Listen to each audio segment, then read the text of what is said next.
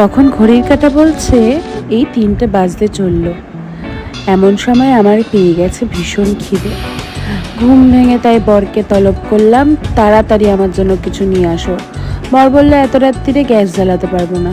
তাহলে কি উপায়? লাস্টে হট কেটেলের মধ্যে জল ভরে তার মধ্যে দিয়ে দেওয়া হলো ম্যাগি মশলা আর ম্যাগি। হ্যাঁ, 5 মিনিটে এর থেকে ভালো খাবার আর কী বা হতে পারে বলো। আমি জানি যে এটা কোনো নতুন ট্রিক্স নয়, এটা অনেক পুরনো জিনিস, বাট স্টিল অনেকেই হয়তো জানে না। তাদের জন্য আমার এই ট্রিকটা থাকলো, স্পেশালি আমার সেই বন্ধুগুলোর জন্য যারা নতুন নতুন হোস্টেলে গেছে বা মেসে থাকে বা বাড়ির বাইরে থাকে, গ্যাস ফ্যাস নেই, তাদের জন্য কিন্তু এটা ভীষণ পারফেক্ট একটা আইটেম। চলো তাহলে আমি খেয়ে দিয়ে এখন ঘুমাই, আর তোমাদের সাথে দেখা হবে অন্য কোনো ব্লগে। টাটা।